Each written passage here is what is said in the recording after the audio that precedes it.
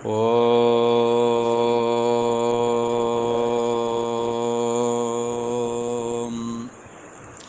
ओम गुरु ब्रह्मा गुरु विष्णु गुरुदेव महेश्वरा गुरु साक्षात् परम ब्रह्म तस्मै श्री गुरुवे नमः। ओम योगेश्वर श्री कृष्ण भगवान की जय। ऐं सरस्वत्यै नमः। तो ये अध्याय चल रहा है तीन अध्याय 3 और इसमें कर्म योग का निरूपण चल रहा है।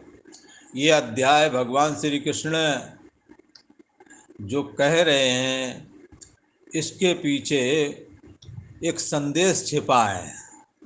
वो संदेश ये है कि हमारे जीवन में कर्म की कितनी बड़ी आवश्यकता है, कर्म योग की।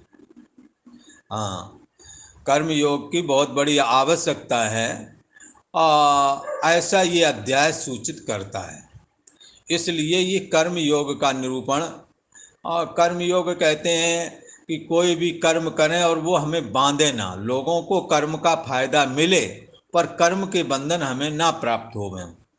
जैसे उदाहरण के लिए विषैला सर्प है, उसकी भी हिंसा ना होना चाहिए, और यदि उसे भी किसी के बीच में रहना है तो उसके विषैले दांत खत्म कर देना चाहिए, तो वो सर्प भी फिर खतरे का नहीं रह जाता है। उसी प्रकार से भगवान श्री कृष्ण के द्वारा बताए गए मार्ग से यदि हम अपने कर्मों को संपादन करते हैं तो ये कर्म फिर बंधनकारी ना रह करके बल्कि ये मुक्ति का हेतु बन जाते हैं, ज्ञान वैराग भक्ति का कारण बन जाते हैं, ऐसा कहते हैं। जैसे सर्प जो डस लेता है तो मृत्यु को प्राप्त होते, पर बहुत सारे लोग सर्प का डंक काट करके और फिर उससे कमाई करते, मांगते हैं, जीविकोपार्जन करते हैं। तो वो सर्प अब काटता भी नहीं, और यदि काट भी ले तो उसका जहर नहीं चढ़ता है। अपितु वो हमारे जो ये छोटे भाई सड़कों में इधर उधर जहाँ तहाँ अपने बैठ करके सर्प दिखा करके अपनी रोजी रोटी कमाते हैं। इसी प्रकार से ये कर्म जो हमारे को हमेशा बांधता रहा, हमेशा इसके बंधन में आ जाते रहे, वो कर्म, ये जो कर्म है वो बंधन में ना रह करके अपितु परमात्मा की प्राप्ति में एक साधन बन जाएगा, ऐसा कहा। तो इसको कैसे करें, इस पर चर्चा चल रही है। तो पूर्व का श्लोक 9वां है। 9वें श्लोक में कल को अपन ने चर्चा की थी कि हमें कर्म करना चाहिए और दूसरों के प्रति कर्तव्य कर्म का निर्वहन हमने करना चाहिए। यदि ऐसा कर लें तो ये भी एक यज्ञ है, हमने एक यज्ञ संपादन कर लिया, ऐसा भगवान श्री कृष्ण कह रहे हैं। और यदि हम दूसरों के प्रति और अपने प्रति कर्तव्य कर्मों को नहीं करेंगे तो अकर्मण कहलाएंगे। गीता अकर्मणता का निषेध करती है। तो हमने क्या करना है, अपने और दूसरों के कर्म कर्तव्य पालन करने के लिए करना है, ईश्वर अर्पण बुद्धि से करना है, तो हमारे द्वारा ये किया गया कर्म बंधनकारी नहीं होगा। पर और फिर ये कर्म कैसा होगा, तदर्थम कर्म कौनते, इसलिए उसके लिए कर्म करें। किसके लिए करें, तद माने परमात्मा, तत् माने परमात्मा होता है वाला, उस परमात्मा के लिए करें। दूसरों के हम काम आ जाएं इसलिए करें, पर बदले में कुछ चाहें ना, तो कैसा होगा। इसलिए तो वो कर्म हमारे को मुक्ति का और ज्ञान वैराग्य का कारण बनेगा। और शरीर का यदि निर्वाह करना है तो भी हमने कर्म करना ही पड़ेगा। कर्म कैसे करें इसी पर चर्चा है। आगे भगवान श्री कृष्ण कहते हैं, ये 10वां श्लोक है, 3 अध्याय का 10वां श्लोक। ये श्लोक क्या कह रहा है कि जब प्रजापति ब्रह्मा जी ने जब सृष्टि रचना की तो लगता है कि पहले जो है, कई लोग कहते हैं ब्रह्मा जी सृष्टि जब कोई नहीं था तो कैसे की होवेगी, अकेले ब्रह्मा जी ही थे। तो बंधुओं, आपको ये शास्त्र का रहस्य जानना चाहिए। सृष्टि कई प्रकार की होती है। एक संकल्पात्मक सृष्टि भी होती है जो संकल्प से पैदा होती है, और ये मैथुनी सृष्टि बहुत बाद में आई है। तपः कर्म योग साधना के द्वारा भी सृष्टि रचना होती रही। परमात्मा जो ये ब्रह्मा जी हैं, इन्होंने प्रथम सृष्टि को संकल्प से ही पैदा किया। दक्ष नारद आदि जो सप्तऋषि जो बनाए गए, और दक्ष तो प्रजापति हुए थे, नारद जी देव ऋषि हैं, और भी सप्तऋषि हैं, वशिष्ठ वगैरह, ये सारे संकल्प से पैदा हुए। जो योग साधना करते हैं वो इस बात को समझ सकते हैं कि किस प्रकार से तुम्हारा संकल्प यदि सिद्ध हो जाए तो सृष्टि रचना करने में भी योगी समर्थ हो जाता है। ब्रह्मा जी जगत के योगी हैं, योगियों के भी योगी हैं। इसलिए ब्रह्मा जी ने प्रथम सृष्टि अपने संकल्प से पैदा की है। एक व्यंग कर रहे थे, ब्रह्मा जी अपने मुंह से सृष्टि करके दिखाएं, तो हमें उन्हें ऐसे लोगों को मैं बताना चाहता हूं, वो मुंह से ही बना देते हैं। उनकी हर चेष्टा सृष्टि रचना ही है। वो जमुहाई लें तो बराहा पैदा हो जाए, छींक ले में, छींक ही तो आई थी ना, बराह भगवान प्रकट हुए। इसलिए ये व्यंग में, ये हंसी में नहीं लेना, ये उस संकल्प शक्ति सिद्ध, ये जगत के ईश्वर ब्रह्मा जी रजोगुण के ईश्वर हैं। इनकी सृष्टि रचना रोम रोम में भरी पड़ी है। ये कुछ भी करते हैं, सृष्टि रचना हो जाती है। इस करके प्रथम सृष्टि संकल्प से हुई थी, और जब संकल्प से सृष्टि हुई तो वो जो बढ़ नहीं रही थी, है ना।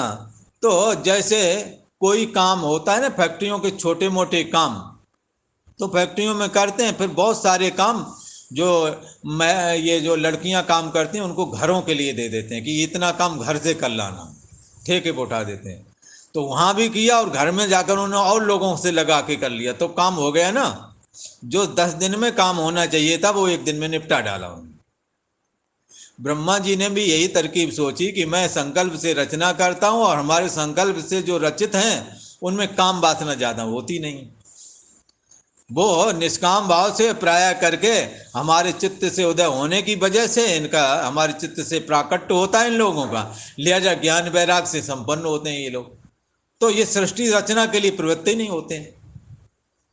तो उन्होंने फिर मैथुनी सृष्टि के लिए उन्हें प्रेरित किया और मैथुन के साथ आनंद को जोड़ा, वरना इस जानवर कृत्य के प्रति कोई भी प्रवृत्ति आज नहीं होता। ब्रह्मा जी ने इस रहस्य को जाना और जान करके कि ये प्रवृत्ति क्यों नहीं हो रहे हैं, तो मैथुन के साथ आनंद को जोड़ दिया, जिससे कि ये सृष्टि फिर आपस में प्रवृत्त होने लगी, जिससे सृष्टि आगे बढ़ने लगी।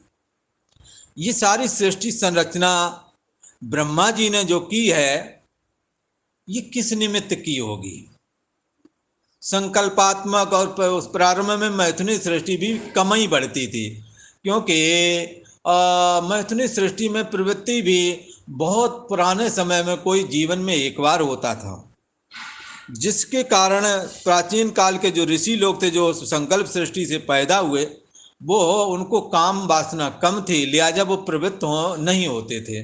लिहाजा जीवन में एक बार कभी प्रवृत्त हुए और उससे उन्होंने वंश पर बेल को आगे बढ़ाने की कोशिश की।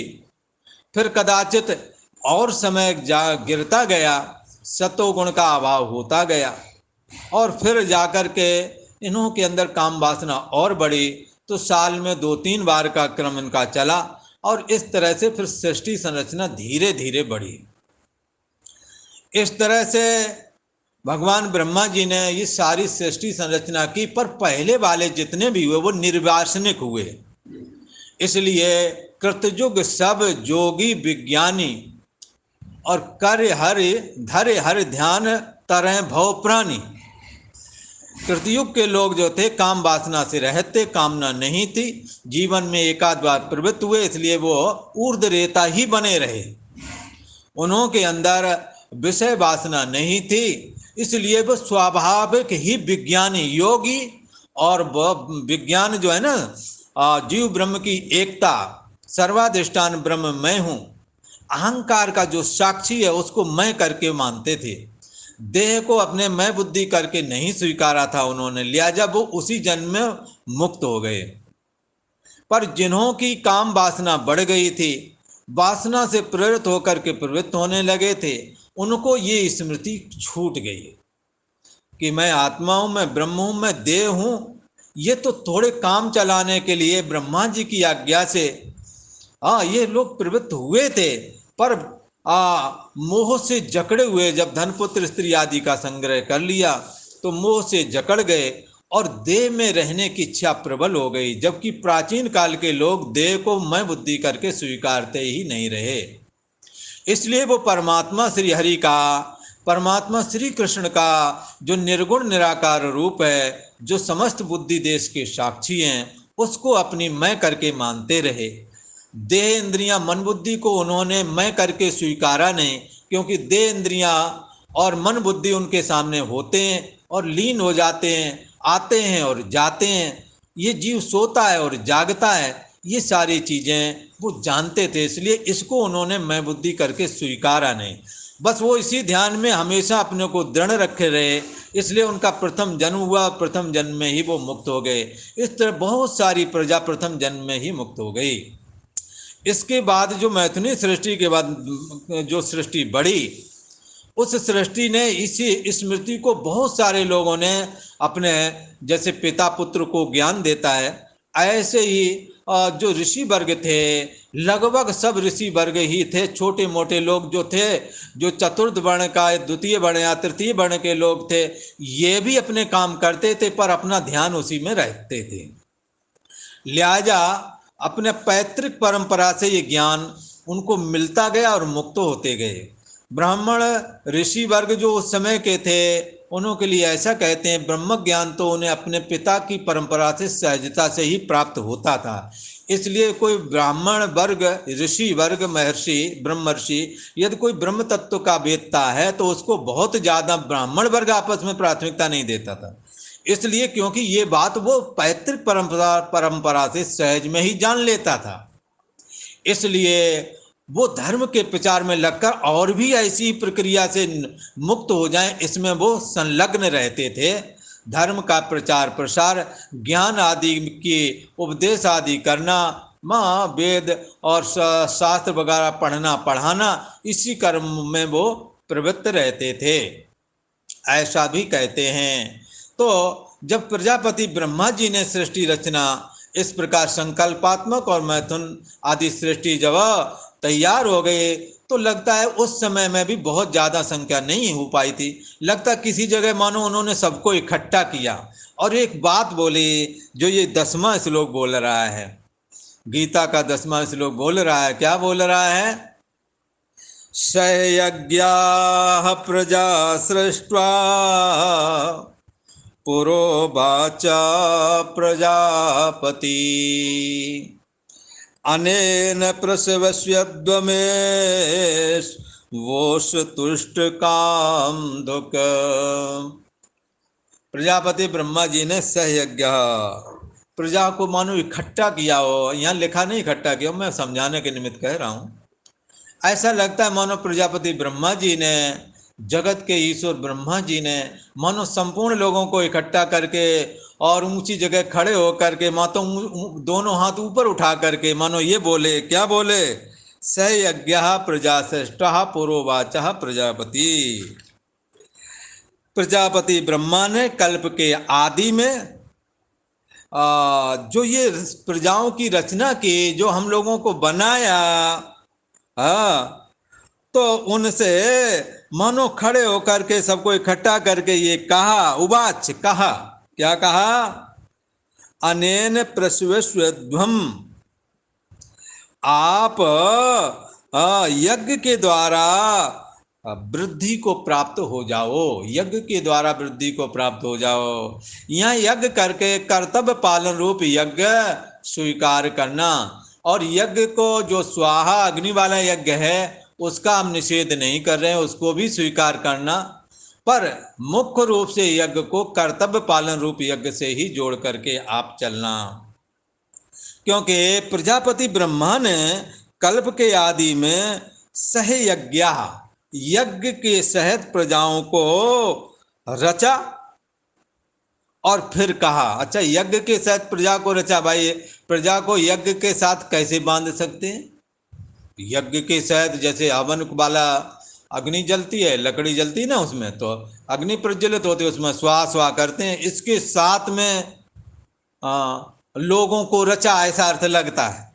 भला यहाँ पर प्रजापति ब्रह्मा ने कल्प के आदि में यज्ञ के साथ प्रजा को रचा, तो उस यज्ञ का हम निषेध नहीं करे, वो तो जरूर सबको करना चाहिए, जितना जो हो सके करे, पर प्रमुख तौर पर ये ग्रहण करो कि जैसे प्रजाओं को रचा, तो उन्होंने यहाँ पर यज्ञ सहित का मतलब कर्तव्य पालन के सहित रचा।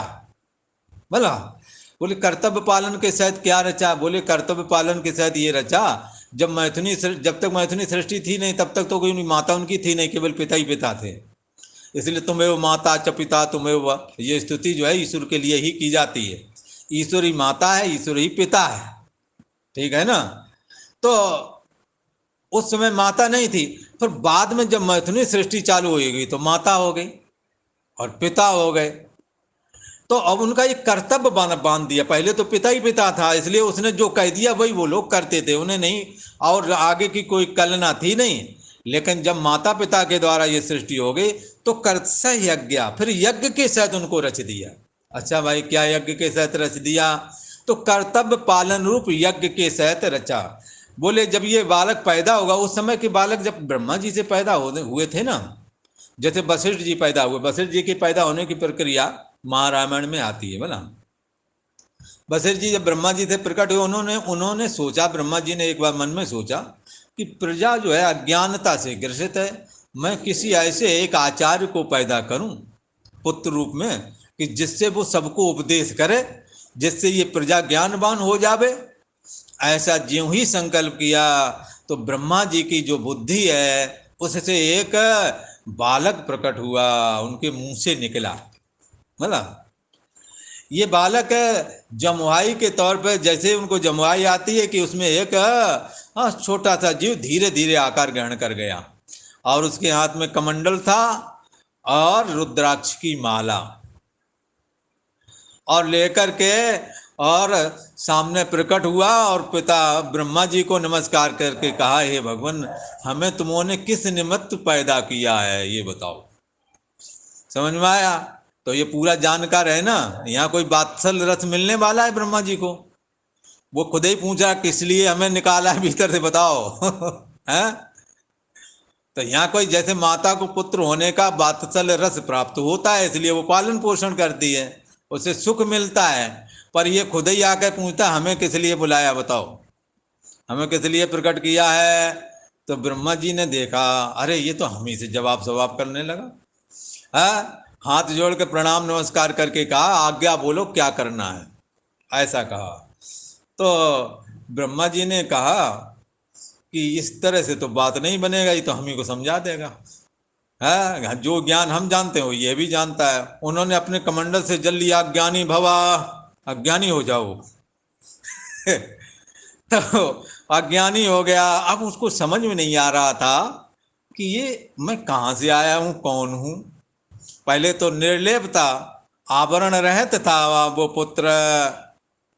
फिर ब्रह्मा जी ने उसका नामकरण संस्कार किया, पुत्र तुम्हारा नाम वशिष्ठ है, बोला ऐसा कहा, और तुम हमारे पुत्र हो, ऐसा करके कहा। तब वो थोड़ी देर तो बैठे रहे, बाद में वो कहते हैं, हे पिता, ये जगत क्या है, ये कहाँ से आया है, और मैं कौन हूँ, तुम कौन हो, ये बताओ पहले। तब जिज्ञासा प्रकट की। तब जब वशिष्ठ जी ने ऐसी जिज्ञासा प्रकट की तो ब्रह्मा जी ने ये महारामायण का जो ज्ञान है ना वो उनको दिया, योग वासिष्ठ। तो ये ज्ञान दिया और कहा, ये जो हे पुत्र, ये जगत हमारी कल्पना है, हमने खड़ा किया है, हमारे मन ने खड़ा किया है, और जो वस्तु मन खड़ा करता है वो वास्तव में होता नहीं है। इसलिए ये जगत जाल तुम मानसिक मानो, तुम्हारे मन की कल्पना ही जगत के रूप में दिख रही है। तुम देह नहीं हो, देह के संबंधी तुम्हारे नहीं है, और तुम इंद्रियां और इंद्रियों के विषय, इससे ये तुम नहीं, ये तुम्हारे नहीं। तुम अहम के भी जानने वाले जो चैतन्य सत्ता है वो तुम हो, उसको तुम मैं बुद्धि करके स्वीकार करो। जब उन्होंने थोड़ा सा ऐसा उपदेश किया तो आवरण तो वो पहले से ही थे, तुरंत ज्ञान प्राप्त हो गया और वो अपने निज स्वरूप में स्थित हुए। तब उन्होंने कहा, हे पिता, अब हमारे लिए क्या आदेश है, जो बताओ वही करूँगा। तो उन्होंने कहा, हे पुत्र, तुम अज्ञानी जीवों का अज्ञान नाश करो। जैसे हमने तुम्हारा अज्ञान नाश किया, वैसे ही इन अज्ञानी जीवों को तुम ज्ञान प्राप्त कराओ। इसलिए वशिष्ठ जी को ब्रह्म विद्या का अवतार मानते हैं। वशिष्ठ जी ने ये कहा भी है कि मेरे में और ब्रह्मा जी में किंचित भी अंतर नहीं था। वो उनके 4 मुख जरूर है, पर ज्ञान की दृष्टि में हमारे उनके हम में कोई अंतर न था। वो कमंडल रखते हैं तो मैं भी कमंडल रखता था, वो रुद्राक्ष की माला रखते हैं तो मैं भी रखता हूँ। तो इस तरह से मैं सदा निर्लेप था और जानने योग्य जो तत्व है उसमें हमारी स्थिति थी। मैं देह हूँ ऐसा भाव हमारे में फुरता नहीं था। ऐसा मैं जब ब्रह्मा जी के द्वारा ज्ञान को धारण किया और उनकी आज्ञा हुई, तो मनुष्य लोक में जाकर के सूर्यवंश के पुरोहिती का कार्य संपन्न करो और मनुष्यों को ज्ञान का उपदेश करो। तो वहाँ से गुरु परंपरा वशिष्ठ जी से शक्ति, शक्ति से पाराशर, और पाराशर से व्यास जी, व्यास जी से सुखदेव जी, सुखदेव जी से गौड़पादाचार, गौड़पादाचार से गोविंद पादाचार, और गोविंद पादाचार के बाद में आद्य शंकराचार्य। इस तरह से ये गुरु की परंपरा हमारे, हम सभी मानव जाति के आद्य गुरु भगवान वशिष्ठ जी महाराज जी हैं। और भगवान वशिष्ठ जी महाराज के गुरु जी हैं ब्रह्मा जी, सीधे सीधे। और ब्रह्मा जी के गुरु जी हैं स्वयं पद्मनाभ भगवान श्री हरि नारायण। ठीक है, इसलिए परंपरा को ऐसे कहते हैं, नारायणम पद्म भवम वशिष्ठम। नारायण से पद्मनाभ ब्रह्मा जी, और ब्रह्मा जी से वशिष्ठ जी, और वशिष्ठ के बाद तत्पुत्र शक्ति, और फिर उनके पुत्र पाराशर। ऐसा करके ये परंपरा यहाँ तक हम लोगों तक धीरे धीरे करके आ गई है। तो ये क्या है, इन ब्रह्मा जी ने सबको इकट्ठा करके ये कहा, सही यज्ञा। हमने जब इनको वशिष्ठ जी को ज्ञान करके के लिए प्रकट कर दिया और प्रजा प्रकट की थी, फिर सबको इकट्ठा करके कहा, हे प्रजाओ, हमारी बात सुनो। हमने तुम्हें एक दूसरे को के प्रति कर्तव्य पालन करने के लिए रचा है। बोले क्या मतलब है महाराज? बोले मतलब ये है कि पहले तो सृष्टि जितनी हुई थी वो सीधी सीधी हमसे पैदा भाई, उन्होंने बचपना देखा नहीं, इसलिए उनको पोषण करने की भी जरूरत नहीं, वो सब कर लेते थे अपना। पर अब जो पैदा होने वाली है उसे जरूरत है। यदि उनको छोड़ दिया तो छोटा बालक कौन पालेगा, मर जाएगा। इसलिए हमने कर्तव्य पालन के सहित तुम्हें रच दिया है। बोले कैसे? बोले ऐसे कि तुम दोनों लोग मिलकर के जब संतान को जन्म दोगे तो उस संतान को जब तक वो समर्थ नहीं हो जाता 16 साल तक, 16-17 साल, तब तक उसका पोषण करोगे। ये कर्तव्य से हमने तुम्हें बांध दिया। इस कर्तव्य के सहित जब तुमने विवाह किया था ना, तो हमने ये कर्तव्य तुम्हारे साथ बांध दिया था। बोला अब जब तुम बूढ़े होवोगे तो इसको कर्तव्य हमने ये बांध दिया, जब तुम्हें बुढ़ापा आएगा तो तुम्हारी सेवा ये करेगा। ठीक है ना? और कोई गरीब गुरुआ है, कोई ज्ञान से गरीब है, उसको तुम ज्ञान दो तो उसके प्रति कर्तव्य पालन करो, वो तुम्हारे पास आकर तुम्हारे सेवा करेगा। इसलिए तद विद्धि प्रणपातेन परिप्रश्नेन सेवया। आपको यदि ज्ञान प्राप्त करना है तो उसकी कीमत है उस साधु की, उस आचार्य की सेवा कर दो, यही कीमत है। ये कर्तव्य वो करे तो ये कर्तव्य वो ज्ञान देने का करे। इसी प्रकार से सबके कर्तव्य हैं, पति का पत्नी के प्रति। हाँ, तुम दोनों पति पत्नी हो तो हमने यज्ञ, कर्तव्य पालन रूप यज्ञ तुमसे जोड़ दिया, यदि नहीं करोगे तो बंध जाओगे। इसलिए तदर्थम कर्म कौनते, अगर इस उस लिए कर्म कर रहे हो कि ये पत्नी है हमारी और हमारा फर्ज बनता है तो हमें ये करना ही करना है, चाहे कुछ हो जाए। इसी प्रकार पत्नी है, ये हमारा पति है, परमात्मा ने ये काम हमारे लिए बताया, हम ये करते रहेंगे। तदर्थम कर्म कौनते, कर्तव्य पालन के लिए किए जाने वाला कर्म। हमारा एक देश है, उस देश के प्रति हमारे कर्तव्य क्या है, हम उसके साथ गद्दारी करने के वालों के साथ नहीं खड़े होंगे। तदर्थम कर्म कौनते, ये देश के प्रति हमने कर्म कर दिया, देश के लिए जो कुछ हो सकता है हम करेंगे, समाज के लिए करेंगे, समाज में हमारा कुनबा ना बिखरे। एक बुजुर्ग का कर्तव्य है कि वो अपने परिवार को जैसे तैसे जोड़ के रखे, टूटने ना पाए। हमारे द्वारा कोई ऐसी गलतियां ना हो कि जिसका अनुकरण करके परिवार टूटे। तदर्थम कर्म कौनते, इसलिए इस परिवार के लिए कुछ ऐसा कर्म करें कि जिससे ये टूटने से बचे। परिवार के पोषण के लिए धन चाहिए, इसलिए शुभ लाभ कमाएं। तदर्थम कर्म कौनते, इसलिए कर्म करें ताकि इनका किसी तरह पोषण हो जाए, हमें जरूरत नहीं है।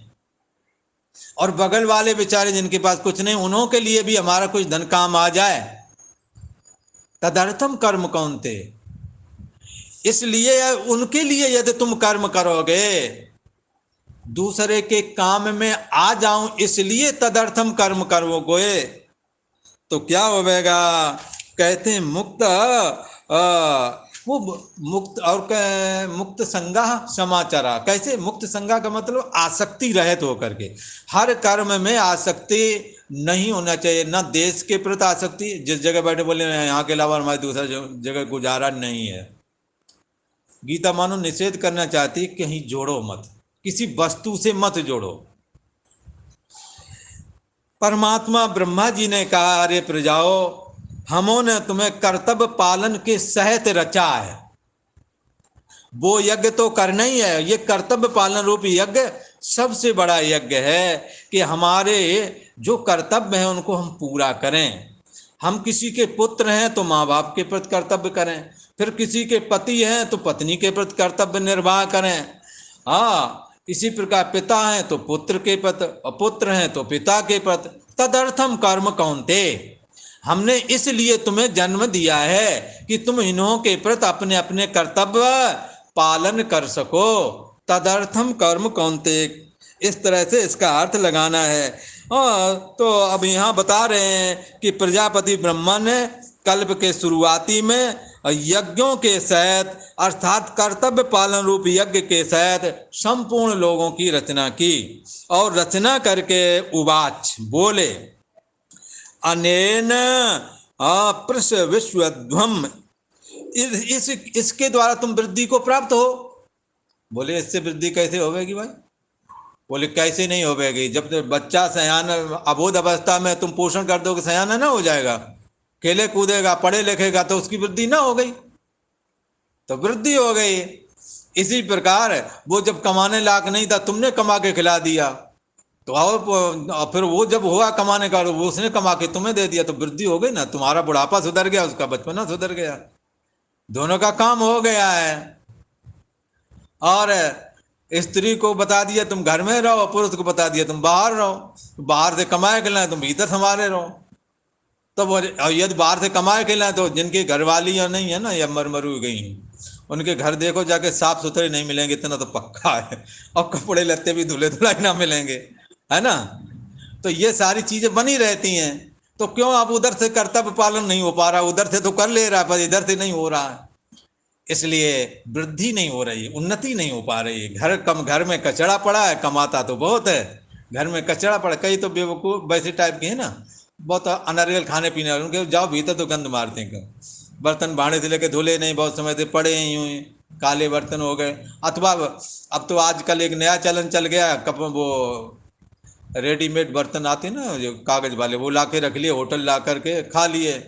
वहाँ लगता ही नहीं कि यहाँ कोई आदमी रहता। जिस घर में भोजन ना बने, जिस घर में बच्चे ना खेलें, वो घर ही कहाँ है, तो वो घर लगता नहीं कभी।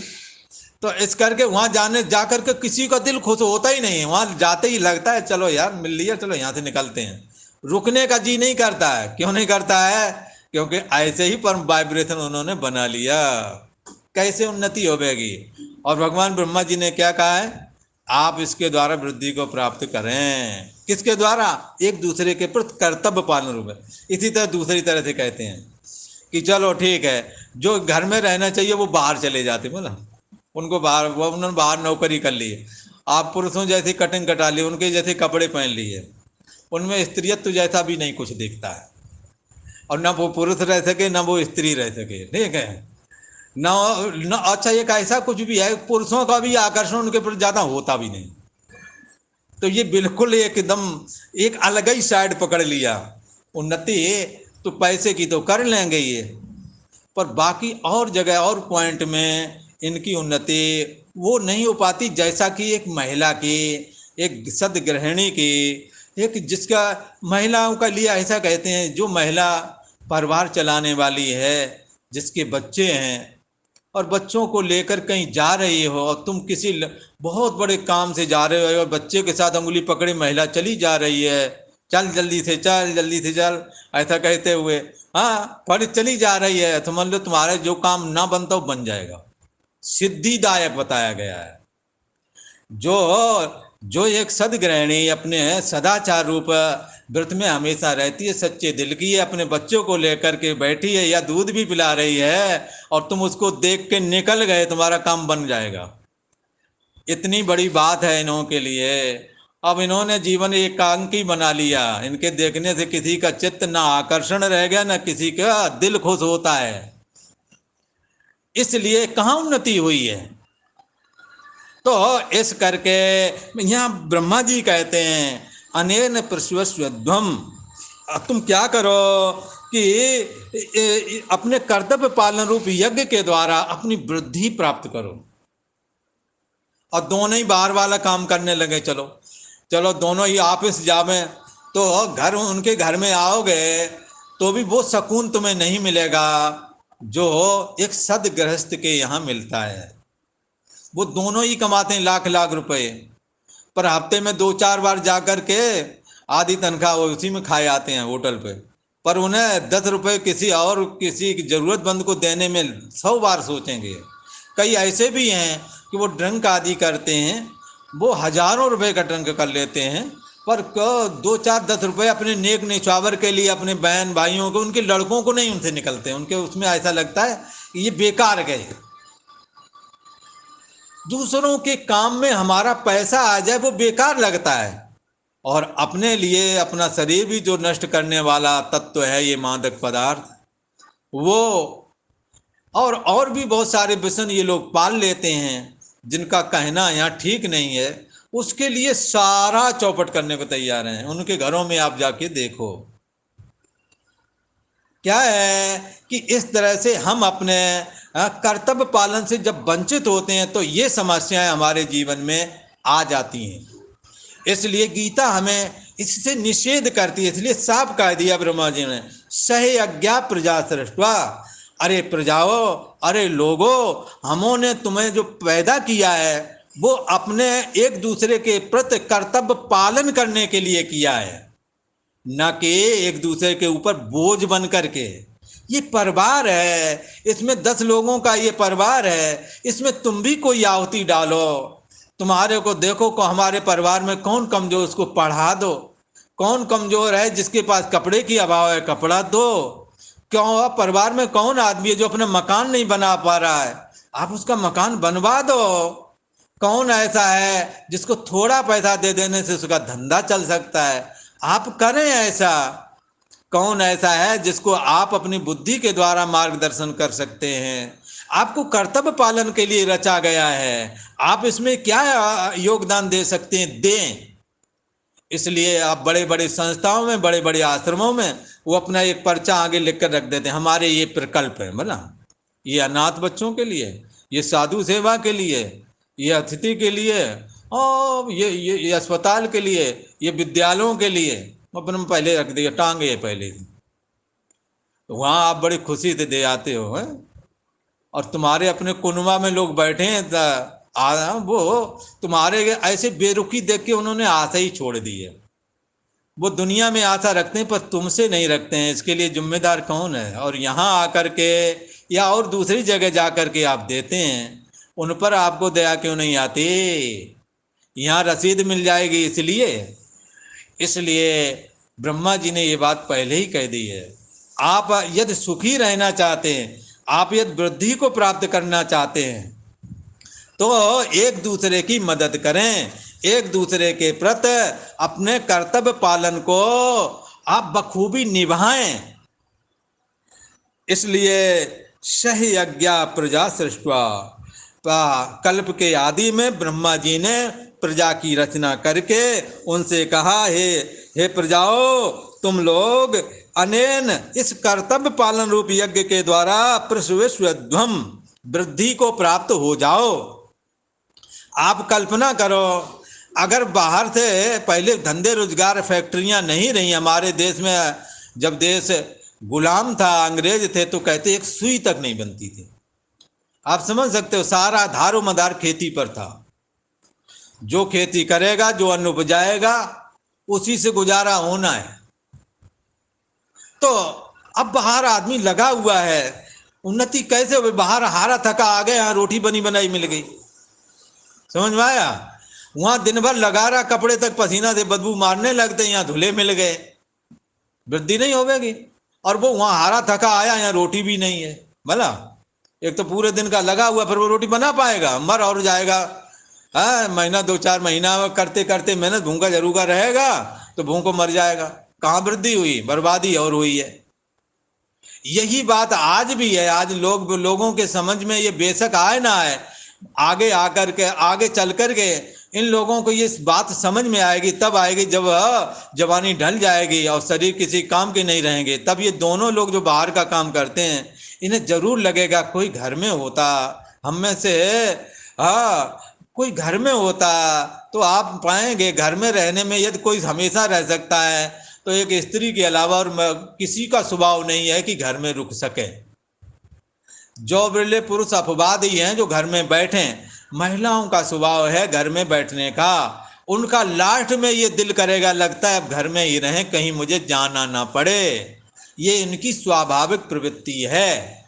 इसलिए पुरुष बाहर का कार्य करें, ये अंदर का करें और एक दूसरे की उन्नति करें। इसलिए हमें रचना किया, भगवान ने, ब्रह्मा जी ने हमारी रचना की है।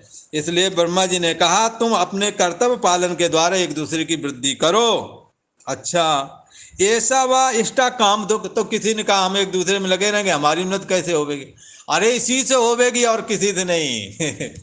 भाई जब तुम करोगे उन्नति तो पुरुष जो पैसा कमा के लाएगा वो तुम्हारे यहाँ तो रखा जाएगा, कहाँ जाएगा? है और तुमने है जो बनाना, जो कुछ करना है उसी का अनुसार उसे चलना होगा।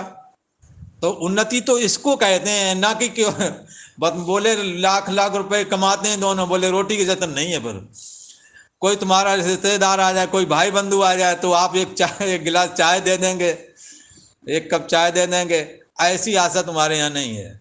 और दे भी देंगे तो चाल पहले ही सेटिंग कर लोगे, फलाने तुम जाकर सुबह वहाँ चाय पहुँचा के आना, हमारे यहाँ वो आ रहे हैं, फलाने आ रहे हैं, ढूंढ के आ रहे हैं। हाँ, इस करके इसके द्वारा आप बताओ, जो दूसरों को भोजन कराता है, 10 लोगों को भोजन करा के खाता है, वो भूखा रहेगा क्या?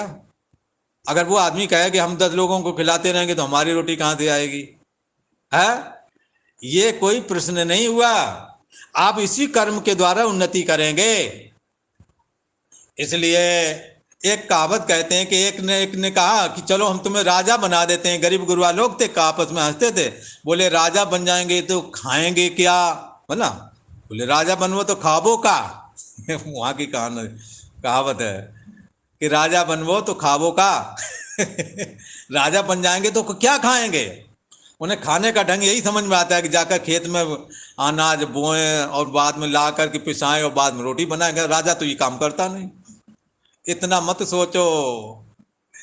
आप अपने कर्म के द्वारा, कर्तव्य पालन रूप यज्ञ के द्वारा उन्नति को प्राप्त होवेंगे, और कोई उपाय नहीं। और आज यहीं पर विश्राम करते हैं, आगे कल को चर्चा करेंगे। ओम शांति शांति शांति।